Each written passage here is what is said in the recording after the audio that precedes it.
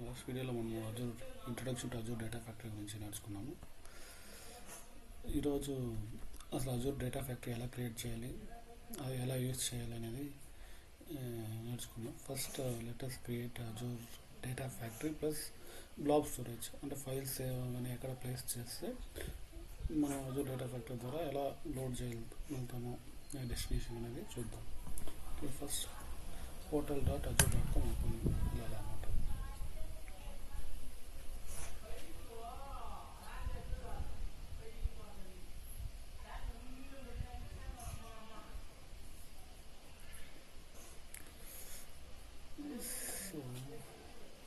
ఇక్కడ మీకు కనిపిస్తున్నాయి కదా, క్రియేట్ రిసోర్స్ డేటా ఫ్యాక్టరీస్ అన్నీ కనిపిస్తున్నాయి కదా. స్టోరేజ్ అకౌంట్ అంటే మనం ఫస్ట్ డేటా ఫ్యాక్టరీ క్రియేట్ చేయాలి. Create resource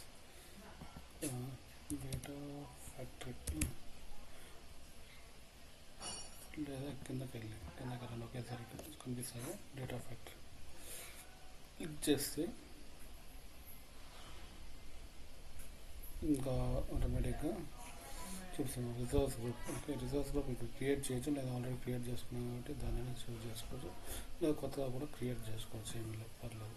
okay, so already ఉన్నది కాబట్టి డెవలప్మెంట్. ఓకే, నేమ్ ఏమేమి అనుకుంటున్నారు దానికి, అజూర్ డేటా ఫ్యాక్టరీ నేమ్ ఏమనుకుంటున్నారు. సో మీ ప్రాజెక్ట్ ఏదైనా ఇవ్వచ్చు, like say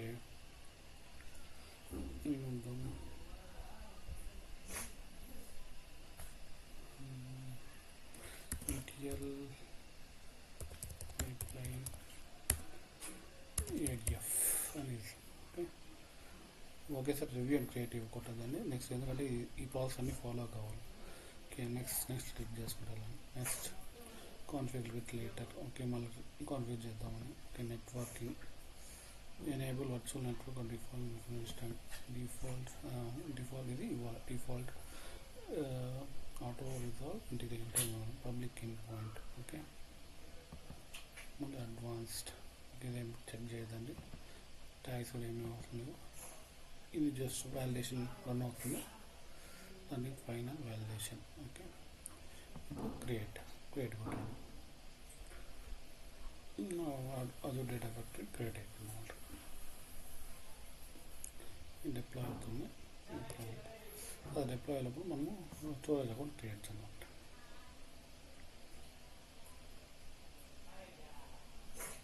deployment in progress. Okay, storage account అక్కడ క్రియేట్ చేద్దాం. ఆల్రెడీ ఆ స్టోరేజ్ అకౌంట్ ఉంది, మీకు చూపించడానికి ఒక స్టోరేజ్ అకౌంట్ క్రియేట్ చేస్తాం. క్రియేట్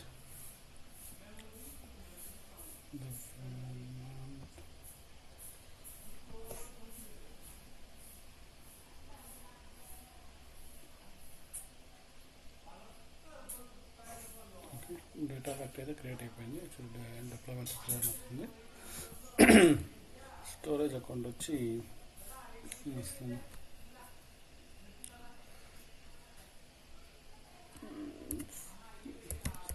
ఫైల్స్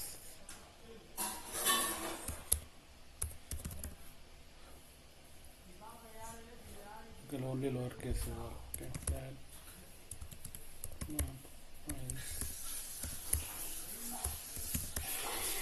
లేదా అంతా మొదలని స్టోరేజ్ ఆర్డర్ డీటెయిల్స్ స్టోరేజ్ అనేసి.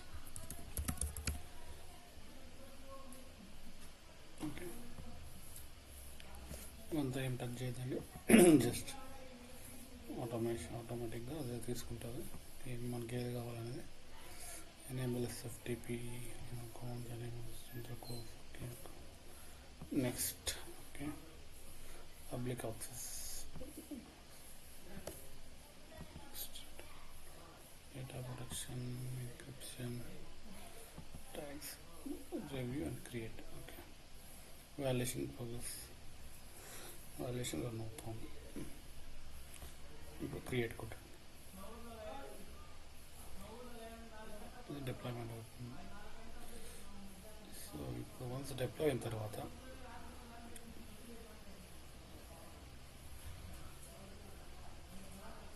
మన పోర్ట్ ఓకే అండి ప్రొమైడ్ ప్రోగ్రెస్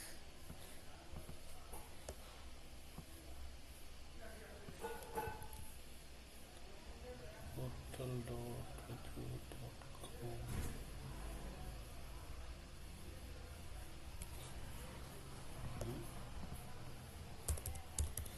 మళ్ళీ portal.azure.com అని క్లిక్ చేసామంటే మనకు అన్నీ కనిపించాలి. మన డేటా ఫ్యాక్టరీ కనిపించాలి, స్టోరేజ్ అకౌంట్ కూడా కనిపించాలి. మనం క్రియేట్ చేయాలి.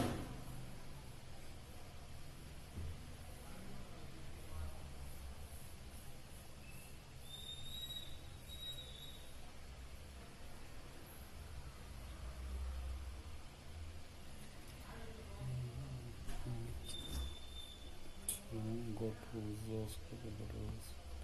చూసామంటే ఓకే